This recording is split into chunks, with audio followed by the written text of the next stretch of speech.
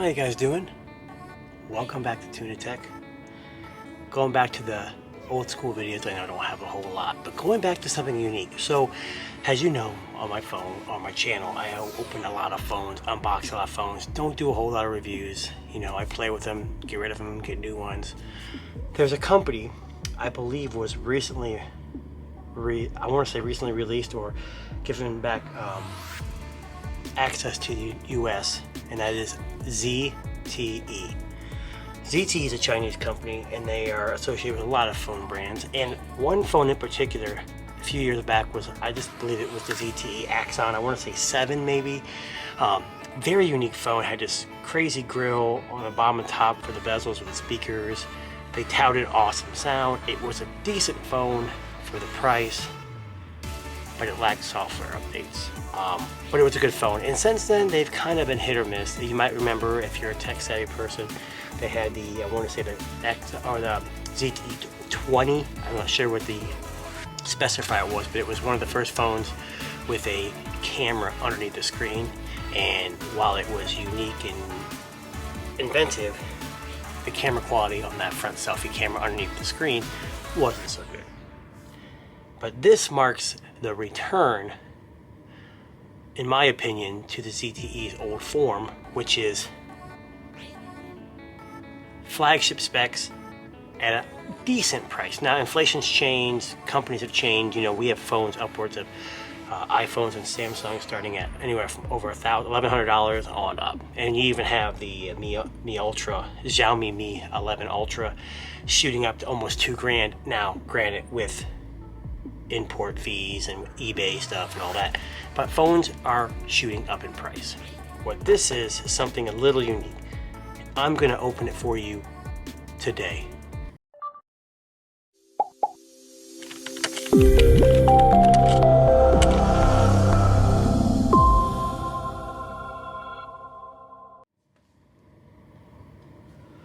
Alright, so what do we got here? Well, first off, I got this brand new knife here. Again, I don't know if you guys can see that, my Smith & Wesson. They're not expensive knives. They're good for what they are, and I've got 3 or 4 of them. So, needless to say, we're going to open this box. So, Axon, like I said, the ZTE Axon series has been out for a while. They've had a couple iterations.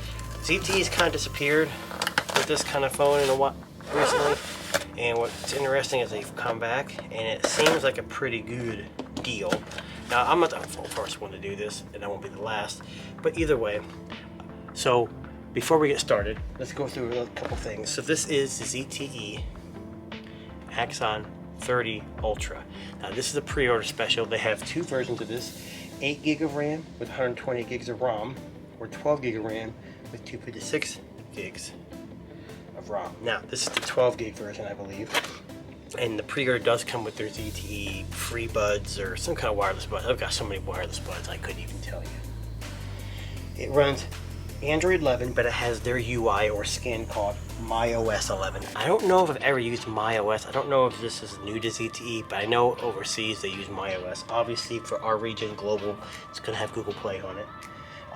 For the display, it's a 6.67 inch full HD plus. So you're not getting 4K or 2K, but you're getting 2400 by 1080 to 20 by 9 aspect ratio. But it's got a 140 hertz refresh screen, and it's AMOLED, and it's slightly curved over the sides, and we'll kind of try to show that in the video. On the back, they have the holy trinity, or I don't know what they call it, of cameras. They've got a three 64 megapixel cameras. One is a wide angle lens. It's the Sony IMX686 with optical image stabilization and an f1.6 aperture. They have a 64 megapixel ultra wide angle lens, and this is the Samsung GW3 to 120 degree field of view, and it's an f2.2. And they have a portrait lens, which is 64 megapixels. That is also the Samsung GW3 with an f1.9. And in addition to those 3 cameras, they also have an 8 megapixel periscope telephoto lens with optical image stabilization, 5x optical zoom, and a 60x hybrid zoom. So this 60x hybrid zoom is very similar to space zoom and super res zoom and all that stuff. For the front camera, it's a 16 megapixel camera. Okay. The selfie camera, 16 megapixel. It's got a 4600 milliamp powered battery with 65 watt fast charging, and I think that's a quick charge 4.0 through Qualcomm. Does not offer wireless, so that's one thing they did cut. To USB Type-C Gen 3.1, has a nano SIM. It comes in black. I believe for now black is the only color, at least here in the US. They got optical optical fingerprint scanner under the screen. It's got your 2D facial recognition, which basically means it's not like Apple or the Pixel 4 XL where it has 3D mapping or anything like that. And it's got dual speakers with DTS:X, and amongst Bluetooth 5.2 with Wi-Fi 6E, which is the newest standard. So it's got, what's all that mumbo jumbo mean? Flagship specs, and that's what this is, except for a few things, but we'll go into that a little later. So let's open this thing up and see what we got. Get this box out of the way. So we've got the ZTE Piston Buds. These are true wireless in-ear headphones. They have a 4-mic environmental noise cancellation, 20 hours of play with case, snug and secure fit, and it's IPX4 water sweat resistant. So this should be interesting. I don't know much about these, but we'll put that up to the side here. And of course we got this. Now plug your ears if you have headphones, I'm sorry. And then, the box out of the way, we've got the Axon 30. So you see it's the typical black box, ZTE Axon 30 Ultra 5G. This is the 12 gig 256, and it's in black.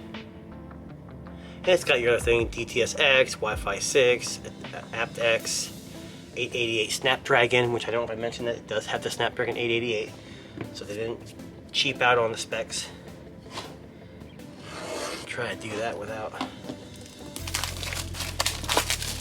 ripping the box up too much. It's a nice looking box actually. So let's get this opened here. Sorry, a little slow here. It takes forever. So again, this is my first time seeing it in person. Okay, so we got the phone right here.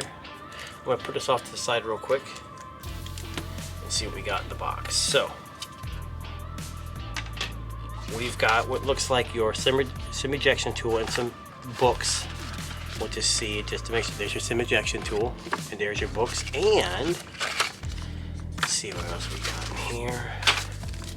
Sometimes these companies throw in stickers. I don't see anything like that, but and it looks like we got a little. Now this is interesting.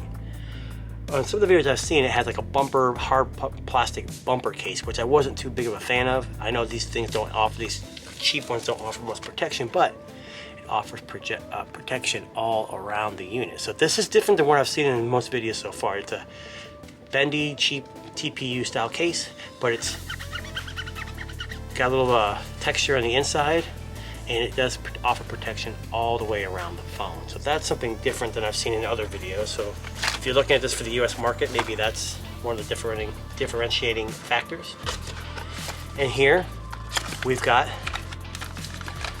your charging brick. This is a 65 watt charging brick, and man, it is heavy duty. That is a heavy duty charging brick. And then if I can get it out, your USB-C to USB-C type cable. So that's nice. Again, Samsung and Apple have decided to stop including these, so it's nice to see companies still doing it, actually at a lower price. And speaking of price, the 8 gig version of this starts at $749.99, and the 12 gig version, which is what here is, I think it's $849. And this box is empty except for, looks like it's the USB-C. I'll just open it for you guys. Not that I really need to, but a USB Type-C to 3.5 millimeter headphone jack adapter. Kind of a waste of a box just for that, but hey, it's nice to have it if you still listen to wired headphones, which I do not, but I am not going to argue with that. All right, so here is the phone, you guys. looking at it already from the plastic, you can kind of tell it kind of looks like a Note 20 Ultra, maybe an S20 Ultra from last year, or I guess the Note 20 Ultras from last year too. But here it is. So it's really tall, narrow. It's at 20:9 aspect ratio. On the bottom here, we've got your SIM ejection, USB Type-C, and bottom firing speaker, and probably a microphone in there somewhere. Nothing on one side.